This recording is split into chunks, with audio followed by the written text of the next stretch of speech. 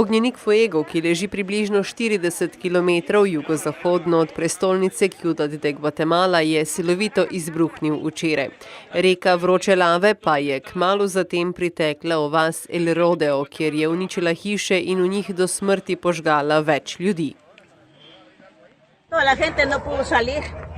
Yo digo que se quedaron enterradas. ¿Cómo fue que ustedes se vinieron entonces? Donde vimos que la lava venía por todo el callejón de los lotes, nos corrimos para una ladera. ¿Cuántos son ustedes en su familia? Somos bastantes. ¿Cree que hay personas enterradas? Yo digo que sí. Umrlo je najmanj 25 ljudi, med njimi vsaj 3 otroci. Ranjenih je več 100 ljudi, mnoge pa še vedno pogrešajo. Oblasti v Gvatemali so sprožile nacionalno reševalno akcijo. Razmišljajo tudi o izrednih razmerah v 3 najbolj prizadetih okrožjih.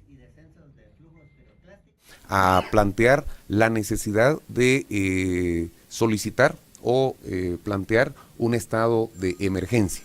Tenemos que ver de acuerdo a nuestra legislación lo que nos pueda ayudar a que esto se pueda dar. Creemos hasta este momento que puede ser un estado de calamidad, cuando menos en 3 departamentos. Vse se je dogajalo izredno hitro, razlaga Sergio Cabanas, generalni sekretar Agencije za naravne katastrofe. A las 4 de la tarde que se nos informó, se tuvo que hacer las evacuaciones. Vuelvo a repetir. El panorama era muy bueno en la mañana y horas de la tarde, solo estaba cayendo ceniza y arena. Esto no era para poder evacuar a las poblaciones, sino hasta que se nos dio el problema del flujo piroclástico. Prebivalcem so svetovali naj nosijo zaščitne maske, saj močan veter, pepel in prah razsipava na širšem območju.